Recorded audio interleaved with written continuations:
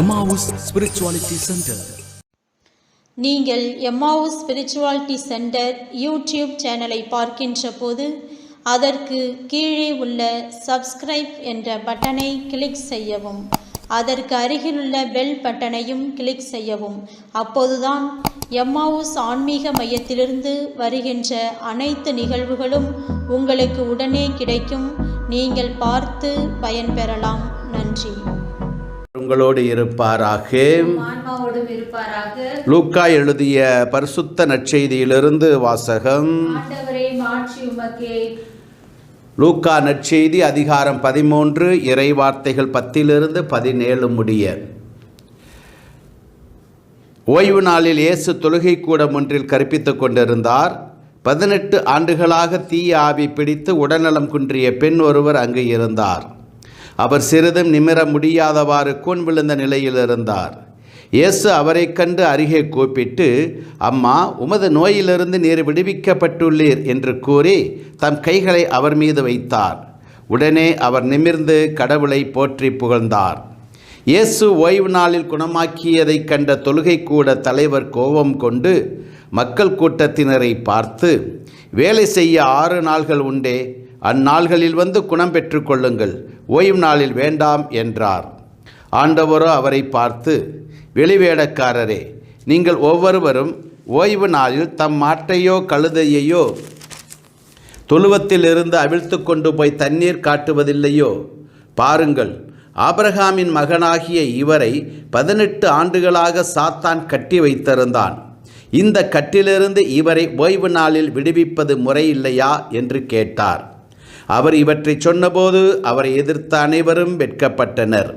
திரண்டிருந்த மக்கள் எல்லாரும் அவர் செய்த மாட்சிக்குரிய செயல்கள் அனைத்தையும் குறித்து மகிழ்ச்சி அடைந்தனர். இது ஆண்டவரின் அருள்வாக்கு. அன்பானவர்களே, நாம் ஒவ்வொரு நாளும் இயேசு ஆண்டவர் செய்த அற்புதங்களை, அதிசயங்களை படித்து சிந்தித்து தியானித்து அவருடைய வல்லமையை பெற்று கொண்டிருக்கிறோம். ஏனென்றால் கடவுளுடைய வார்த்தை வல்லமையானது, ஆற்றல் மிக்கது. இன்றும் கூட ஒரு நற்செய்தியை நாம் வாசித்தோம். 18 ஆண்டுகளாக சாத்தானாலே கட்டப்பட்டு நிமிர முடியாமல் கூனியாக இருந்த ஒரு பெண்ணை இயேசு குணப்படுத்துகின்றார். இயேசுவினுடைய வாழ்க்கையிலே 3 வகையாக மனிதர்கள் குணம் பெற்று சென்றதை நாம் பார்க்க முடியும். முதலாவது வகை, நோயாளிகள் இயேசுவிடம் வந்து எங்களுடைய நோயை குணமாக்கும் என்று சொல்லி ஜெபித்து குணத்தை பெற்று சென்றார்கள். இரண்டாவது வகை, மற்றவர்கள் நோயாளிகளை இயேசுவிடம் கொண்டு வந்து இயேசுவிடம் அவர்களை குணப்படுத்த சொல்லி அவர்கள் குணம் பெற்று சென்றார்கள். மூன்றாவது வகை, இயேசுவே நோயாளிகளை தேடி சென்று அவர்கள் கேட்காமலேயே அவர்களை குணப்படுத்தி இருக்கிறார். இன்று வாசிக்கப்பட்ட நற்செய்தியிலே கூட இந்த 18 ஆண்டுகளாக கூனியாக இருந்தவள் இயேசுவிடம் வந்து தன்னை குணப்படுத்த வேண்டும் என்று சொல்லி கேட்கவே இல்லை. ஆனால் இயேசு ஆண்டவரே நேரடியாக அந்த பெண்ணை பார்த்து, அம்மா, உம் நோயில் நின்று நீர் குணமடைந்துள்ளீர் என்று சொல்லி தம் கைகளை வைத்து அந்த பெண்ணை குணப்படுத்துகின்றார்.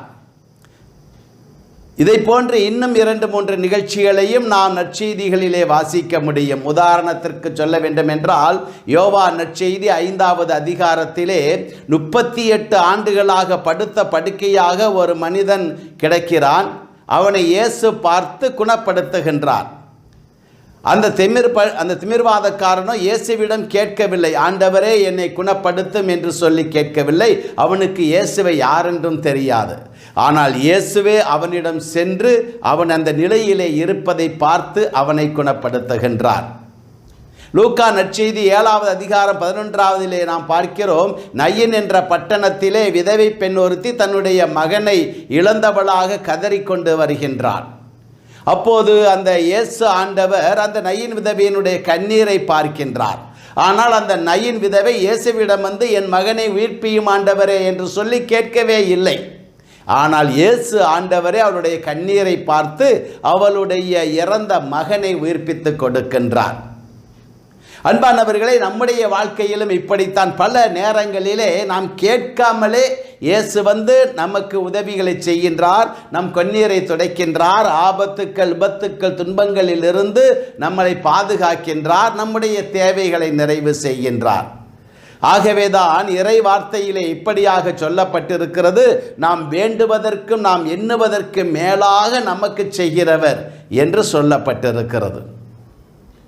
இயேசு ஆண்டவர் இந்த 18 ஆண்டுகளாக சாத்தானாலே கட்டப்பட்டிருந்த இந்த மகளை குணமாக்கிய பொழுது, அந்த கோவிலினுடைய தலைவனாக இருந்தவன் ஓய்வு நாளிலே நீங்கள் குணம் பெற்று செல்லக்கூடாது, மற்ற நாட்களிலே வாருங்கள் என்று சொன்ன பொழுது இயேசு ஆண்டவர் அவனை பார்த்து சொல்லுகின்றார், ஆபிரகாமின் மகளாகிய இவளை சாத்தான் 18 ஆண்டுகளாக கட்டி வைத்திருந்தான், இவளை விடுவிப்பது ஆகாத செயலா என்று கேட்கின்றார்.